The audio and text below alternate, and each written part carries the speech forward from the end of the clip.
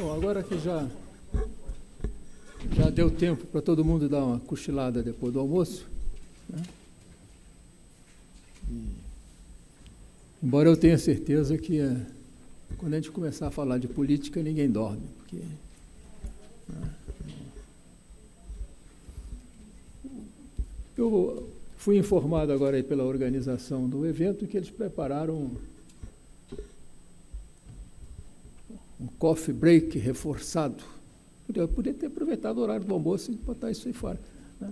Mas acho que não foi planejado assim. Então, nós vamos dividir essa sessão em duas partes, né?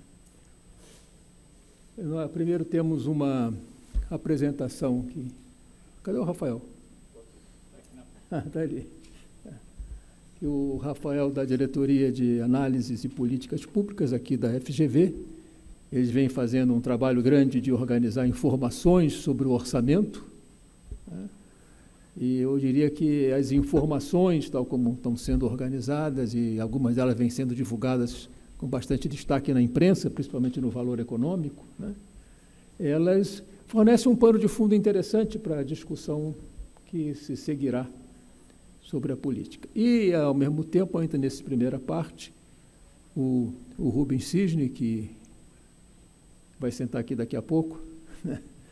Eles fizeram um trabalho recente sobre ajustes fiscais e experiências em alguns países e combinamos que ele faria também uma apresentação dos principais resultados desse trabalho, isso como um pano de fundo para a nossa discussão, que depois a Celina e o Avelino, vêm trabalhando com a gente já há uns 2 anos, né?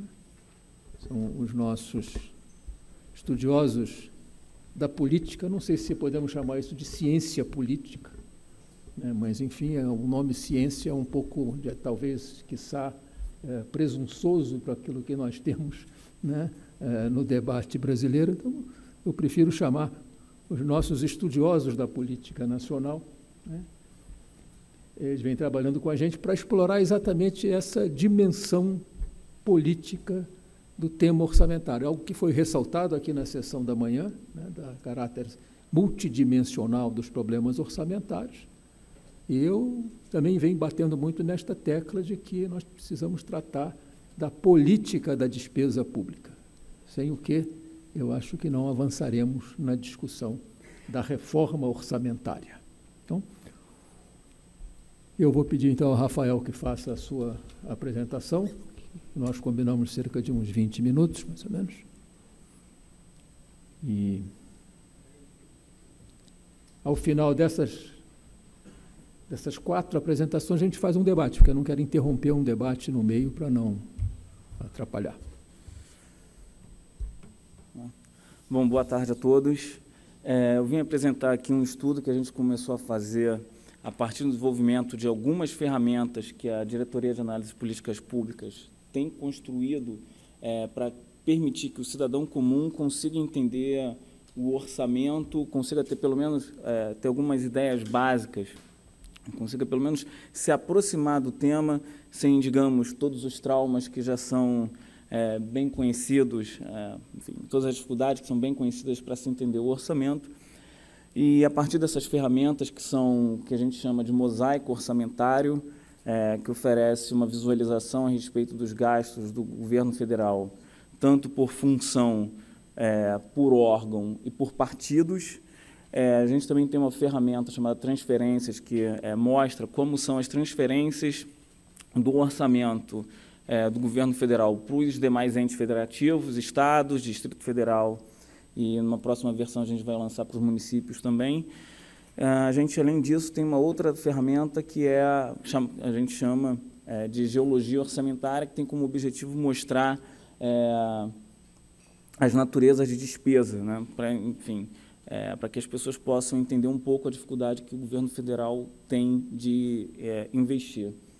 A partir dessas ferramentas, a gente foi observando algumas questões que, enfim, estavam se mostrando preocupantes a respeito do orçamento federal, e uma das que nos chamou a nossa atenção foi a questão dos restos a pagar, que já foi bastante discutida aqui, inclusive, já foi apresentada.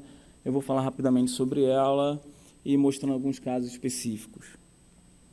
Então, imagino que todos saibam, ou boa parte das pessoas já tenham ouvido aqui, que as despesas as despesas do governo federal, depois de autorizadas, elas precisam ser empenhadas, liquidadas, para serem efetivamente pagas.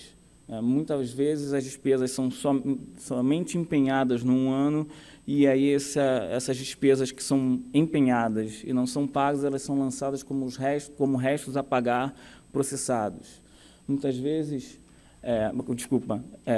elas são empenhadas, liquidadas e são muitas vezes lançadas como restos a pagar processados, porque depois da liquidação não houve o pagamento. Algumas despesas são empenhadas, mas não chegam a ser nem liquidadas, então elas são lançadas como restos a pagar não processados. O que a gente tem visto nos últimos anos é que a proporção dessas despesas, das despesas inscritas como restos a pagar no orçamento autorizado, tem crescido bastante. Então, por exemplo, a gente tem números ali que sugerem que os restos a pagar não processados chegam a representar algo em torno de 7% do orçamento autorizado. Isso, por exemplo, foi observado em 2014. E tem uma trajetória de crescimento dessas despesas, de ganho de importância em relação ao orçamento total. Como alguns autores têm colocado, esse tipo de fenômeno acaba gerando o que se considera um orçamento paralelo, né? Ou seja, dado o grande volume de recursos que estão sujeitos a essas condições, a gente poderia até considerar o orçamento de restos a pagar como, de fato, um orçamento em separado do orçamento autorizado daquele ano.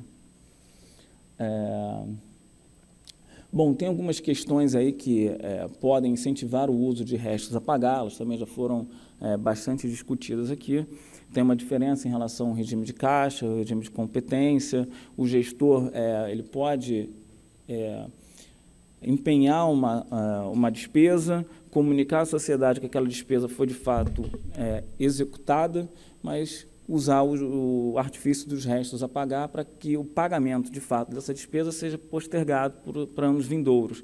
Então, digamos, o impacto fiscal de uma determinada despesa que foi inserida como restos a pagar, ele fica,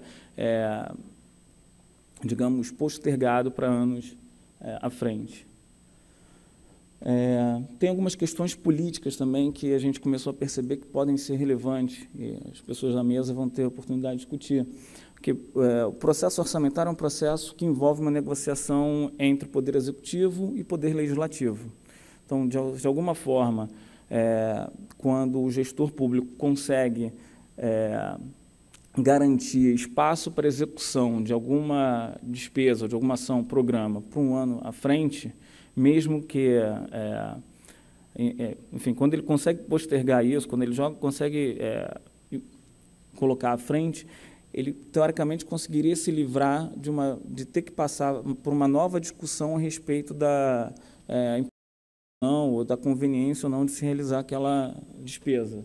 Então, se eu uso restos a pagar, o que eu não consegui executar esse ano, eu consigo, teoricamente, abrir espaço para executar no ano à frente, sem precisar entrar num processo de negociação com a Câmara dos Deputados e o Senado. Bom, o que a gente tem visto, pensando sobre esse prisma, é que o Poder Executivo, de fato, ele consegue, tem algum nível de decisão a respeito do que ele pode executar ou não, ou o que ele deseja executar ou não desses restos a pagar. Quando a gente observa que a gente tem dados desde 2001, há uma variação ao longo dos anos do percentual de restos a pagar que são de fato pagos ao longo dos anos, e nos últimos anos esse percentual tem se estabilizado em torno de 70% para a execução dos restos a pagar processados e um pouquinho abaixo disso para os restos a pagar não processados.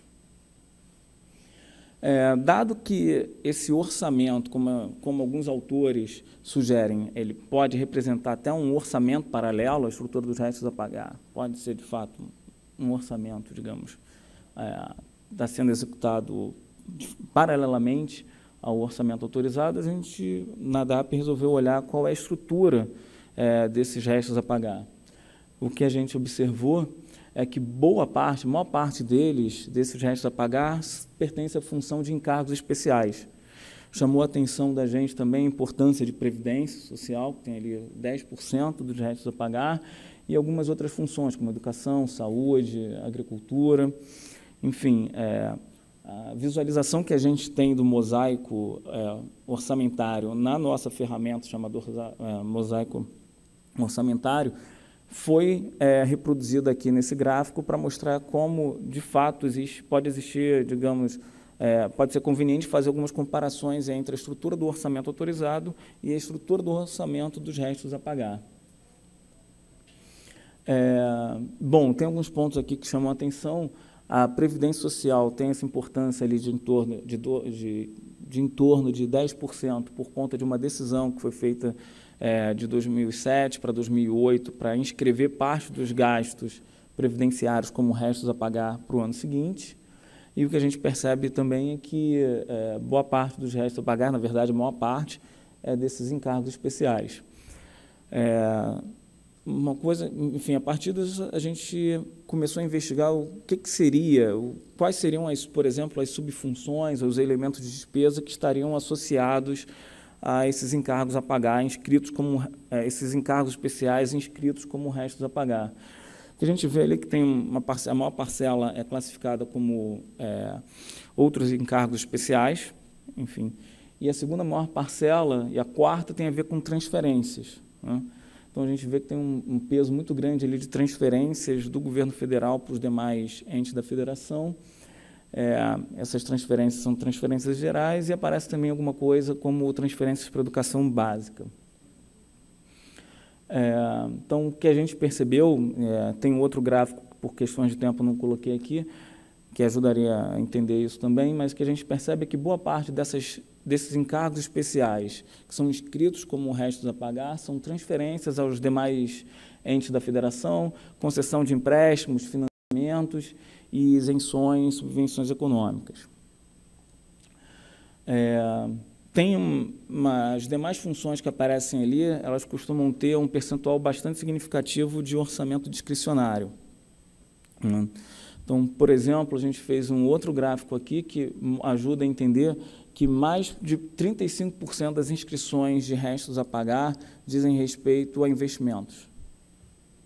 Então, por exemplo, existem outras despesas correntes aqui, que são uma gama muito grande de despesas correntes, que tomam, são os números de 2015, mais de 50% dos restos a pagar, e, em segundo lugar, a gente tem a parcela maior de 1/3 desses restos a pagar, que é de investimentos. Bom, a gente, nessa investigação, continuou olhando para tentar entender, bom, será que eu consigo criar alguma relação entre os órgãos que têm maior parte dos seus recursos inscritos como restos a pagar? Dá um pouco difícil de ver aqui nesse gráfico, já vi alguém ali espremendo o olho, mas aqui eu tenho a proporção, né, o percentual de restos a pagar em relação ao total autorizado, ao orçamento total autorizado para essas funções aqui. E no eixo vertical, eu tenho o percentual de discricionário, de orçamento considerado discricionário em relação ao total. Então, o que a gente vê é que parece que as funções que têm maior percentual, e a gente vê esse percentual aqui, de gastos discricionários em relação ao total de gastos autorizados, são as que mais sofrem, enfim, ou as que têm maior parte de suas despesas inscritas como restos a pagar. Eu destaquei aqui habitação, saneamento e urbanismo, tem percentual bastante alto de gastos discricionários em relação ao autorizado, e elas têm aqui um destaque grande também em relação à inscrição de restos a pagar, notadamente habitação. E, enfim, a gente considerou o caso de habitação emblemático, porque realmente, mesmo a habitação sendo, teoricamente, uma das políticas ou uma das funções prioritárias declaradas pelo governo federal, ela tem sofrido com uma certa dificuldade de execução dos seus investimentos, enfim, boa parte desses investimentos, boa parte dos gastos na função de habitação são, de fato, discricionários. Essa função tem tido dificuldade em ter sua execução, a execução do orçamento ao longo dos anos. A gente começou a olhar aqui especificamente o programa Minha Casa Minha Vida, a evolução dele ao longo do tempo. A gente tem visto que as leis orçamentárias têm elencado, tem aqui prometido, pelo menos, né, ou autorizado um grande volume de recursos. Esse volume de recursos é crescente ao longo do tempo, mas, embora a autorização de recursos ela tenha sido mantida, ela tenha uma trajetória bastante, que sugere um crescimento muito forte, quando a gente observa o que é efetivamente pago ou o que é empenhado, fica claro que tem uma diferença de ritmo significativa, né? Ou seja, boa parte do que é autorizado não é efetivamente empenhado e menos ainda pago. No último ano, em 2015, aqui a gente tem dados até setembro de cada ano para que a gente consiga fazer a comparabilidade, consiga fazer a comparação com o ano de 2015. A gente tem, esse gráfico sugere que há uma diminuição no ritmo, tanto de empenho quanto de pagamento dos investimentos do Minha Casa Minha Vida, mesmo com, digamos, uma autorização maior de orçamento efetuado esse ano. Então, enfim, a conclusão é que a gente vê realmente que tem uma diferença grande entre o que é autorizado, o que é de fato empenhado e pago. Boa parte dos recursos é inscrita em restos a pagar. Esse gráfico aqui, quando a gente fez a primeira vez, chamou bastante atenção, porque em alguns anos, por exemplo, aqui no ano de 2012, quando a gente considerava o orçamento de restos a pagar inscritos relacionados ao programa Minha Casa Minha Vida, o volume de restos a pagar de anos anteriores era maior do que o próprio orçamento autorizado para o ano. Esse número chegou a se bater mais de 111% em 2012, e desde então ele vem caindo. Basicamente, o que esse gráfico aqui sugere é que a capacidade de execução do governo federal a respeito desse programa começou, de fato, a melhorar bastante a partir de 2011, atingindo o seu maior número aqui em 2014, quando a execução do orçamento autorizado para o ano superou pela primeira vez a execução do orçamento dos anos anteriores. Ou seja, estou falando aqui basicamente de pagamento, né? O pagamento do programa Minha Casa Minha Vida em 2014, no que diz respeito ao orçamento autorizado, foi superior ao pagamento dos restos a pagar de anos anteriores pela primeira vez, desde a criação do programa, que é de 2009. E em 2015, o que a gente tem observado é uma diminuição no ritmo de pagamento das ações do programa. E aí, novamente, em 2015, a gente tem aqui uma sinalização de que o governo talvez esteja priorizando o pagamento de despesas de anos anteriores. Quer dizer, que tenha mudado uma estratégia e agora o governo está interessado em saldar o estoque de restos a pagar, que foi acumulado ao longo dos anos. Então, como ainda é um exercício derivado desses números, a gente calculou aqui a maior parte do pagamento de valores pagos do programa Minha Casa Minha Vida até setembro de 2015 se deveu ao pagamento de despesas de anos anteriores, né? Esse pagamento de restos a pagar sempre foi superior ao pagamento de despesas do ano corrente, por isso que esses números aqui são sempre superiores a 50%. O número se inverteu, ficou abaixo de 50% em 2014, e aí, de novo, o pagamento de restos a pagar voltou a ser mais de 50% do pagamento total das ações do Ministério. Desculpa, do programa Minha Casa Minha Vida. Então, o que a gente conclui aqui desse exercício é que parece que o Minha Casa Minha Vida perdeu velocidade de execução em 2015, e o governo, pelo menos observado por meio dos seus pagamentos, parece ter priorizado a execução ou pagamento de fato de despesas referentes aos anos anteriores, quando a gente olha o ano de 2015. E, por considerações finais, executar orçamento, executar investimentos, já foi falado aqui desde ontem, é geralmente difícil para o governo.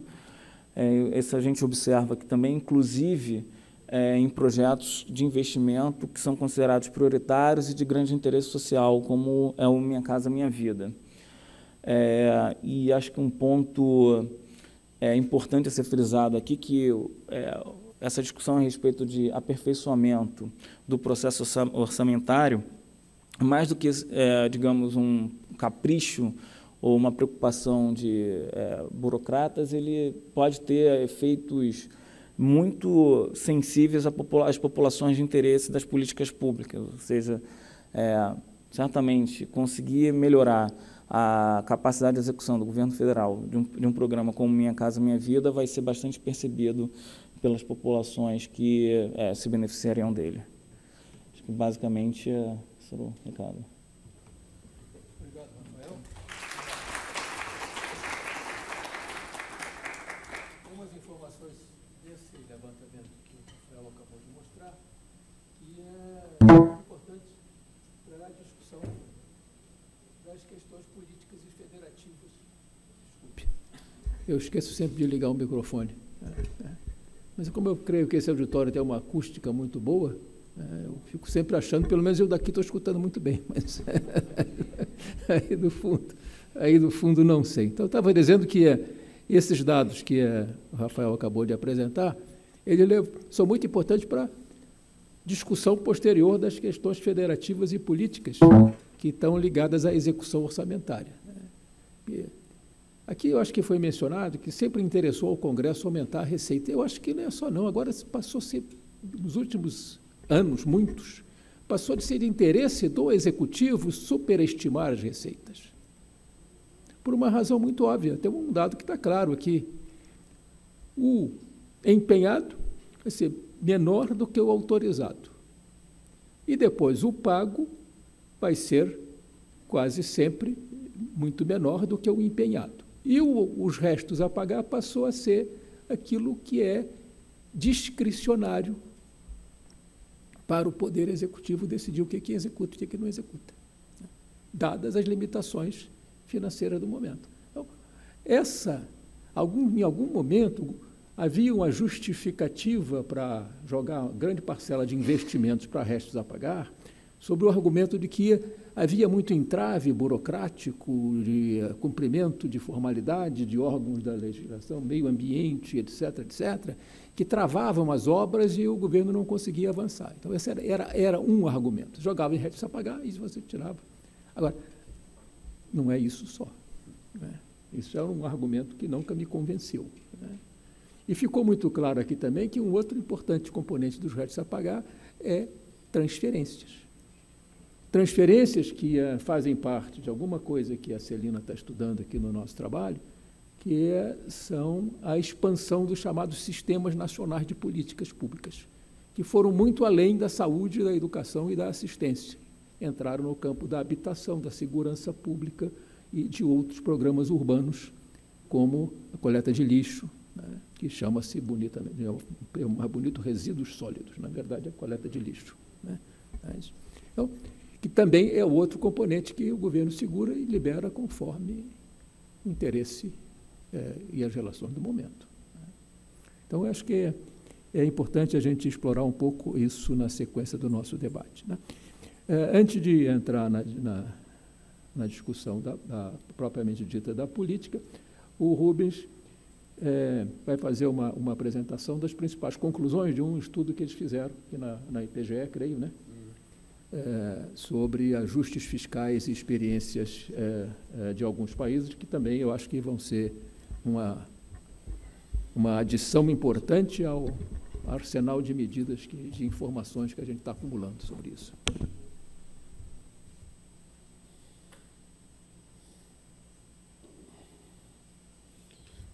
Bem, boa tarde a todos. Fernando, muito obrigado pela apresentação. Eu vou fazer, antes de começar, uma observação, que eu preciso sair para uma reunião de congregação de professores que se iniciará às 5h30. Alguns dos colegas presentes sabem que para uma reunião de congregação o diretor tem que ir munido de muita energia. Então eu vou fazer uma apresentação curta sobre esses resultados e peço desculpa a todos da mesa por não poder ouvi-los até o final. O objetivo deste trabalho... Onde é aqui a luzinha vermelha? A luzinha vermelha.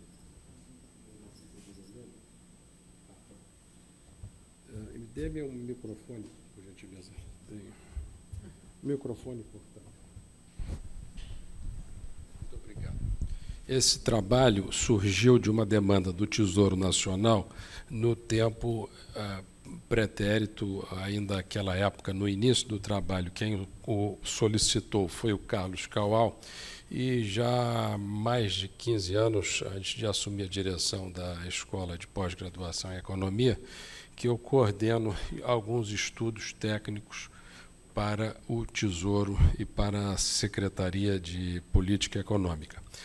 E eles tinham por objetivo, naquela época, avaliar alguns casos razoavelmente bem-sucedidos de ajustes fiscais. Pediram-nos, então, que fizéssemos um apanhado desses casos e elencássemos algumas das conclusões que obtivemos. Isto deu origem a este livro, do qual eu não sou autor, sou apenas um coordenador, conjuntamente ao Rogério Sobreira, que já não está mais na Fundação, está atualmente na diretoria do Banco de Desenvolvimento de Minas Gerais. Então, são alguns ajustes recentes, naquela época, isso tem mais ou menos 6 a 8 anos, de países selecionados. Mas, como os casos estudados à época eram casos pretéritos, continuam assim o sendo. Portanto, não há muita perda de substância em relação a quando o livro foi publicado.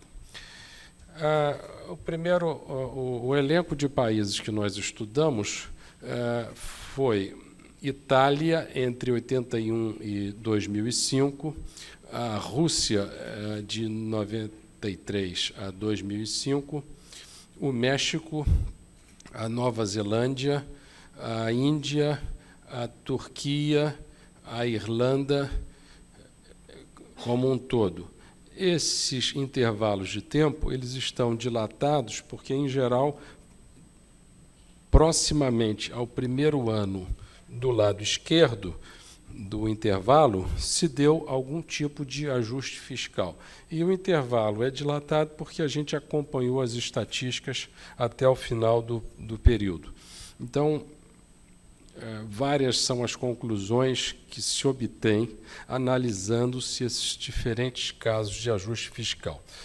Eu não vou incluí-las todas, vou apenas fazer alguns exemplos para que aqueles que tenham interesse possam depois se dedicar ao estudo, possivelmente através desse livro que coordenamos. Bem, vou fazer observações sobre alguns pontos. Não vou ler os pontos que são facilmente legíveis, mas iniciarei sobre o sistema regulatório.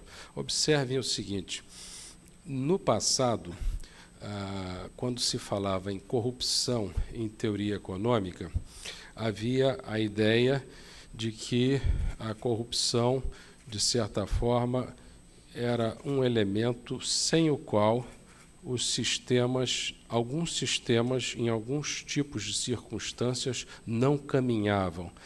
A corrupção era vista como uma espécie de um óleo para que algumas instituições mal desenhadas fossem efetivamente passíveis de dar cabo às funções que delas se esperavam.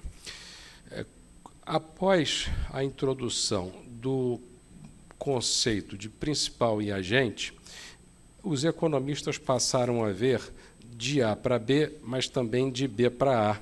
Ou seja, não apenas a corrupção como geradora de muitas perdas para a consecução de atividades, em alguns casos, como esse óleo ruim, mas necessário, mas passou-se a ver também o canal da instituição para a corrupção, no sentido de que, muitas vezes, a própria geração do aspecto institucional já pressupunha, por força de interesses de grupos, que a instituição saísse desenhada de forma um pouco capenga, de forma a acomodar aquilo. Isso é uma extensão de principal e agente para principal, agente e cliente. E por que eu chamo a atenção sobre esse primeiro ponto de sistema regulatório? Porque nós passamos agora a um sistema no qual nós decidimos ser menos lenientes com a corrupção. Ótimo. O Brasil, de 56 a 61, cunhou o termo 50 anos em 5, do Juscelino Kubitschek. O que nós estamos tentando fazer agora são 500 anos em 5. Nós queremos reverter uma cultura que tem mais de 5 séculos e rapidamente. Maravilhoso. Entretanto, há de lembrar esse instrumental dos economistas que permite ir não apenas da corrupção para os males do sistema econômico, mas também em sentido inverso. Ou seja, várias das nossas instituições não funcionarão e condenarão a economia a uma paralisação se nós não fizermos o redesenho para prescindir daquele óleo nocivo. Por exemplo, imaginem hoje em dia um fiscal do CARF. O fiscal do CARF, o governo está aqui e diz: você, devedor de impostos, deve 1 milhão. O devedor de impostos fala: não devo nada. O fiscal do CARF tem que arbitrar. Se ele achar, e se for, suponhamos que seja verdade, que, de fato, a cobrança seja indevida, ele fica numa condição difícil de dizer: não, ele não deve nada ao fisco. Por quê? Porque se instalou uma cultura de que há uma pressuposição de possíveis atos de corrupção por trás de qualquer decisão. Então, qual é a decisão mais fácil para alguém que está numa posição assim? É ou não dizer nada ou tentar alguma coisa que seja mais vendável politicamente. Então, isso paralisa uma série de atividades. E é preciso, então, que nós, economistas, ao menos isso está no nosso domínio, redefinamos as instituições transacionais da economia para que elas possam funcionar sem o artifício nocivo de uma cultura que já vem de muito tempo. Isso é um dever de casa para quem quer acabar com aquele problema. Não dá só para acabar, tem que acabar e redesenhar. Se não redesenhar, fica tudo parado. Não anda, a coisa não anda. Então, por exemplo, a Itália teve um sistema regulatório crível durante a consecução do seu programa fiscal. Reduções de déficits baseados apenas em elevações de impostos não têm vida longa. Então, os casos, isso é uma constante. Foi dito aqui ontem e deve ser repetido, os planos bem concebidos e bem exitosos de redução de déficits públicos não financiáveis de médio e longo prazo, eles têm que ter um componente de demonstração. Não precisa ser demonstração para esse ano, em que o PIB está caindo, os impostos estão caindo, e aí você quer ter um superávit. Calma, basta que seja uma demonstração ao longo de anos, porque você deve agir ao longo de anos, porque senão você fica muito escravo da prociclicidade, que a gente sabe desde 1946, com o Ravelmo, que não é uma boa coisa você querer exatamente no ano que o PIB está caindo fazer um superávit, porque aí você começa a ter uma prociclicidade. Mas é necessário vislumbrar um horizonte de 5, 10 anos, através de reformas que impliquem em reduções de despesas lá na frente, para não majorar desnecessariamente o desemprego hoje. Basta expectativa, basta horizonte, não há necessidade de caixa. Vamos pensar com o critério contábil de competência, e aí a vida da gente fica muito mais fácil. Esse é um ponto interessante, que é uma ideia que permite a desvinculação de receita. No Brasil, também foi colocado aqui ontem, assume-se que a informação ou se perca com o tempo ou as pessoas fiquem mais burras. Por quê? Porque o passado peremptoriamente decide em demasia sobre o presente. São aquelas despesas que foram decididas no passado, quando a informação, por definição, era menor. Espera-se que você dê mais decisão a quem tem mais informação. Portanto, as vinculações orçamentárias têm sempre esse componente de dificuldade para quem está fazendo política econômica. Aí, na Itália, tiveram a seguinte ideia: olha, eu não vou me ater a estatísticas de plantio, 10% para aquilo, 15% da receita líquida da saúde, 10% do PIB para a educação. Não vou fazer isso. Eu vou me ater às estatísticas de colheita. Índice PISA, chegamos lá naquele lugar, índice de criminalidade, o tempo médio na delegacia caiu, o número médio de roubos caiu, estatísticas de colheita, e não o montante que você gasta com aquilo. E aí, na Itália, fizeram o seguinte: criem-se indicadores de colheita. Uma vez satisfeitos critérios mínimos para esses indicadores de colheitas, você está liberado de qualquer vinculação.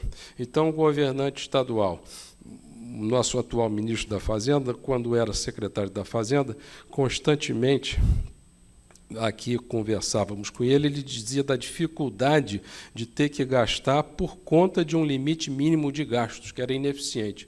Nesse sistema, se for atingido um determinado nível mínimo da estatística de colheita, portanto, estatísticas relacionadas aos resultados, pode-se passar por cima disso. Então, talvez, Fernando, isso aqui seja uma ideia de segundo melhor para reduzir a questão das vinculações. Basta que nós nos atenhamos a índices de colheita e não sempre esses percentuais tão ao gosto dos políticos, são os percentuais de gastos, que são comprovadamente ineficientes.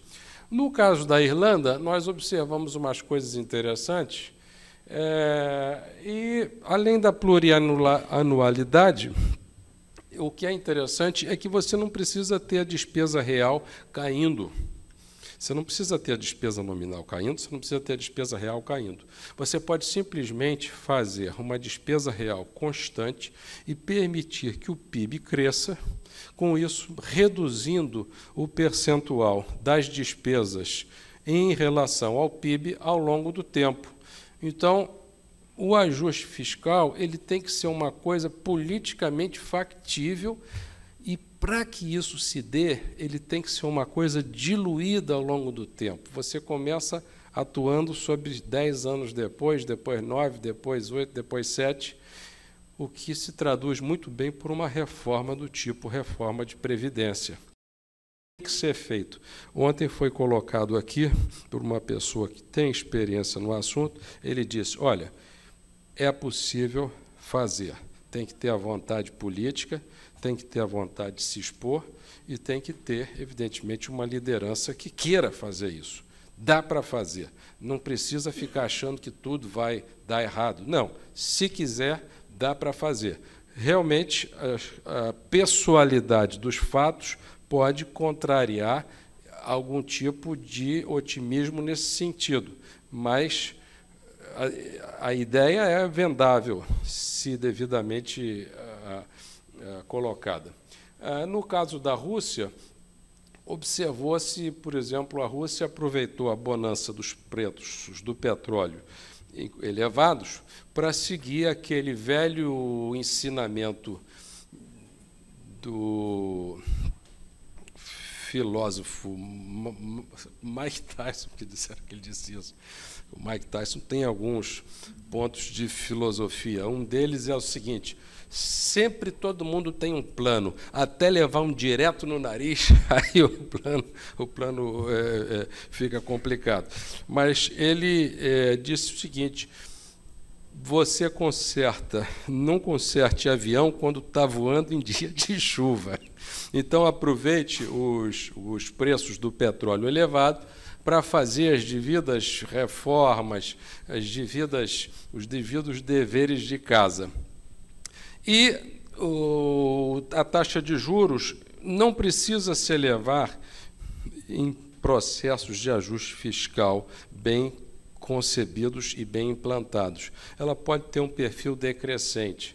A coisa pode ser mais palatável do que parece, contanto que você mire não no ano de 2015, mas começa mirando em 2025, ancora as expectativas lá na frente, para dar uma rasteira nesse pessoal todo que fica falando de forma muito pessimista, não os realistas, mas os pessimistas, e você, mirando nas expectativas, você consegue não majorar o desemprego de forma muito assintosa e estabilizar as variáveis nominais da economia. Então, felizmente, nesse seminário eu não vi ninguém pessimista, eu vi coisas razoáveis. Mas na imprensa a gente vê, muitas vezes, um excesso de pessimismo com o país, que é, como dizem os americanos, autoalimentável, né? Tem que dar um freio para isso também. Bem, na Nova Zelândia, que é o grande exemplo para o pessoal que estuda a questão de ajustes fiscais, eles fizeram em 94 essa lei que deu origem à nossa, e um ponto importante do caso deles é a utilização do critério de competência. A Carta do Híbrido desse mês, muito apropriadamente, faz algumas propostas oriundas da pena do José Roberto Afonso e de outros também, excelentes colegas que estão lá na parte fiscal. Dentre elas, para eliminar o problema de restos a pagar, você fazer critérios de competência, porque aí se o sujeito disse que tem que gastar, ele não precisa ficar segurando em dezembro para passar para janeiro, porque aí não entra no déficit de caixa. Não, já disse que tem que gastar, já está no déficit, acabou.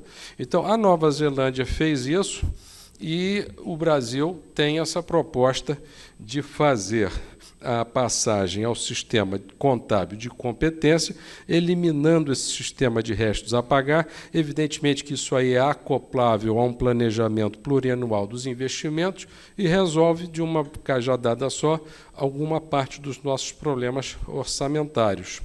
Há também a proposta de se criar o Conselho Fiscal. Há uma armadilha na Lei de Responsabilidade Fiscal que menciona esse Conselho de Gestão Fiscal. Que armadilha é esta? É que o Conselho de Gestão Fiscal mencionado na Lei de Responsabilidade Fiscal é definido por uma lei.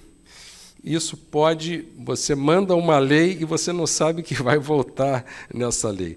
Portanto, o mais adequado, a meu ver, seria seguir o sistema alemão e, através de cartas-convite, permitir que os centros acadêmicos do país oferecessem estimativas de variáveis fiscais, incluindo as receitas fiscais.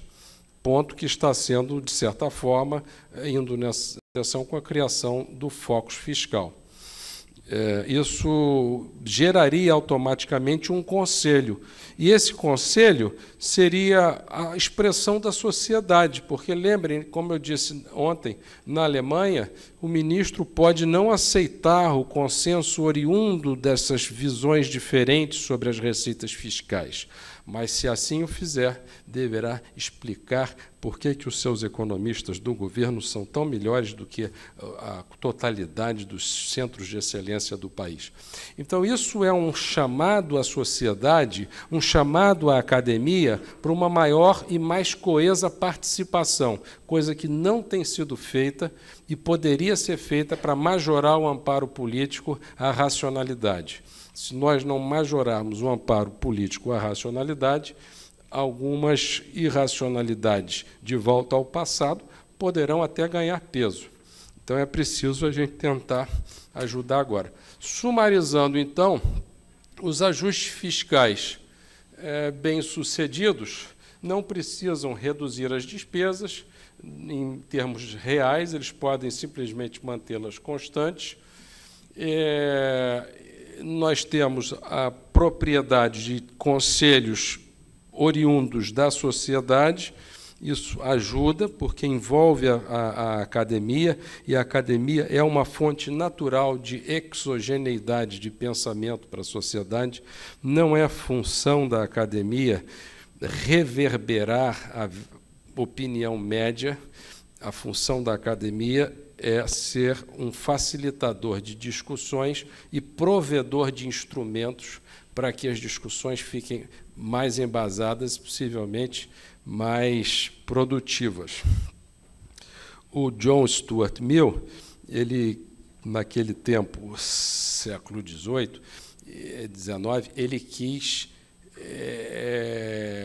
e como vários ali quiseram, imitar o sistema provido pelo Francis Bacon e pelos empiricistas, de tentar usar métodos científicos em áreas sujeitas a circunstancialidade. Ou seja, uma determinada opinião, se você gosta de vermelho, gosta de azul, não pode ter amparo na evidência empírica, porque é circunstancial. Aí ele teve a seguinte ideia: façamos o seguinte, diga que você gosta de vermelho, ouça todos os presentes.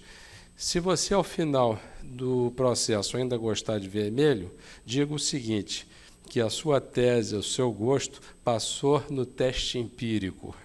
Então, é um pouco de extensão do conceito original, mas se nós, na academia, fazemos a provisão destes instrumentos, é possível que o debate seja mais ampliado e o teste empírico de um modelo determinado como agora, ou passe ou não passe, ou como o modelo anterior, novo desenvolvimentista, ou seja lá que nome, matriz, tal, ou passe ou não passe. Isso é muito positivo e eu acho que é uma função nossa.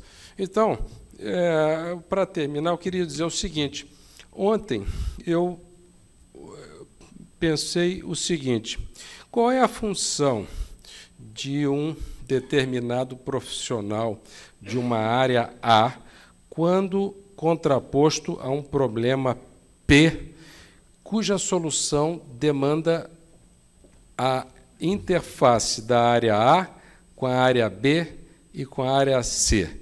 A pergunta é: o profissional da área A deve ou não incorporar as restrições ao problema oriundas da área B e da área C? Dando um exemplo, um economista que está no exercício da sua função, ele deve dizer, faz uma reforma da Previdência, ou ele deve incorporar a restrição política de que isso é difícil, mas é uma restrição que não pertence à área dele, e deve dizer, não, aumenta aqui um pouquinho a CPMF, porque essa é a tábua de salvação até o ano que vem. Que tipo de análise ele deve fazer? Aquela que incorpora apenas as características da sua área de visão ou uma mais ampla? Eu não sei a resposta a essa pergunta, mas acredito que, se acrescentarmos a isso o componente de pertencimento à academia, aí a resposta fica mais para o campo de não incorpore. Não incorpore, porque se você incorporar, você vai estar reverberando os condicionantes de ordem político-culturais e você vai estar sendo menos útil à sociedade do que se você usar a sua área de expertise, pensar apenas nela e falar: o norte é essa reforma aqui, por mais não factível que ela possa ser politicamente. Então, eu acho que essa é a função da academia. Eu acho que isso é o que eu ouvi na mesa ontem, uma ilustração do pensamento, de um pensamento acoplado a reformas que todos sabem difíceis, mas que são a consequência do pensamento de um profissional da área de economia, que olha tudo isso e vê: gente, a história mostra, os fatos mostram que há de haver credibilidade original e suficiente do futuro para o presente, em termos de redução de gastos, de uma reforma que seja para valer e que faça retornar o crescimento. Então, é isso que a gente vê, e é essa a mensagem que eu gostaria de passar, que nós temos que lutar pelo primeiro melhor e não necessariamente analisar as coisas incorporando restrições que, embora reconhecidamente existentes, pertencem a outras áreas do crescimento. Convidemos as outras áreas do conhecimento. Convidemos os colegas das outras áreas para que nos instruam e para que do debate saia algo bom para o país. Muito obrigado.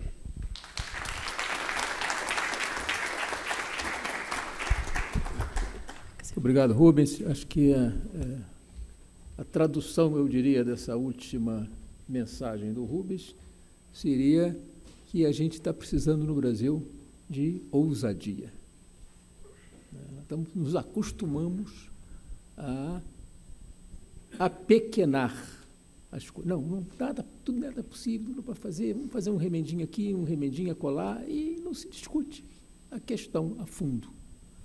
Claro, não dá para fazer tudo de uma só vez, mas se a gente não puser uma discussão ampla sobre os problemas e tentar traçar caminhos para chegar lá, eu não digo o caminho, eu digo caminhos, porque aí sim, os caminhos são os que podem alimentar a discussão política do que vai ser possível fazer naquele momento.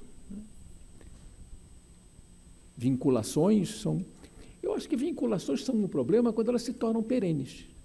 Se a gente tivesse um processo de vinculação que define, nos próximos 5 anos, nós vamos garantir nem percentual de coisa nenhuma, nós vamos garantir recursos da ordem de tantos bilhões para implementar um programa tal assim na área de educação, na área de saúde, com metas e etc. E aí você tem os indicadores para ver se as metas vão ser cumpridas ou não. Nós nos viciamos em 2 coisas na área orçamentária. Viciamos em vincular e em agora um novo vício, que é a dependência química de receitas extraordinárias. E os últimos números são: as receitas extraordinárias já superam as despesas ditas obrigatórias. Então, não é possível. O herdeiro vai acabar sem nenhum bem para vender, porque você está vendendo o que ainda tem e já não tem muita coisa para ser vendida. Não dura muito mais essa última experiência nova. Eu acho que essa discussão também faz uma ponte interessante com a nossa ênfase agora na dimensão política do problema, na medida em que o Rubens diz o seguinte: olha, o ajuste tem que ser politicamente factível, de preferência aproveitar momentos favoráveis, que em princípio seriam mais fáceis. O que é politicamente factível não cabe a nós decidir, cabe a nós, voltando à ousadia, ter sugestões que permitam calibrar essa factibilidade política das questões. E é sobre isso, de certa maneira, que nós vamos aproveitar a experiência dos trabalhos que os nossos colegas aqui da área política vêm fazendo, e eles vêm tocando exatamente nas questões que dizem respeito a isso. No caso do Jorge Avelino, explorando muito como é que se manifesta o processo eleitoral. Cada vez mais espacialmente concentrado em aglomerados urbanos importantes do ponto de vista demográfico, do ponto de vista de quociente eleitoral, tudo isso. E como isso repercute no meio de campo entre quem está vendo os interesses locais e quem está vendo os interesses nacionais, como isso repercute no Congresso, né? Nós estamos usando uma expressão, eu estou usando uma expressão que eu não sei se eles concordam, né? Da municipalização da política estadual, que se reflete no fato de que os representantes estaduais à Câmara Federal estão muito mais hoje vinculados a interesses dos municípios, das bases municipais nas quais eles são eleitos, do que ao interesse do próprio Estado, né? E, em paralelo, a Celina vem trabalhando nessa linha dos sistemas nacionais, né? E como é que esses sistemas se transformaram numa nova fonte de relacionamento entre os entes que compõem a nossa federação, né? Transferências principalmente que se expandiram muito via convênios que são feitos com estados e municípios, e em que medida essas transferências também acabam tendo alguma relação com o ambiente político e as relações políticas do momento. Então, como eu disse antes, a organização do evento preparou um café aí para quem está com fome já, não teve tempo de almoçar direito. Então, nós vamos fazer eu pediria realmente uma pequena parada de uns 15 minutos, que são pouco mais de 4h15, e a gente retornasse em 15 minutos exatos, para que a gente não atrasar o encerramento, se possível até encerrar um pouco antes do horário previsto, porque pouca gente já deve ter horário para viajar, então para não atrapalhar a viagem de ninguém. Então, pediria que a gente retornasse, de fato, em 15 minutos, se possível, né? Foi muito bom essa... Eu não conheço, não vi esse livro, não. Ainda existe. Tem. Tem? Vou procurar. Ô, Rubens, você acha que academicamente não dá para fazer? Eu acho que dá. Não, quer dizer, economista, cientista político trabalham junto. Vários economistas de ponta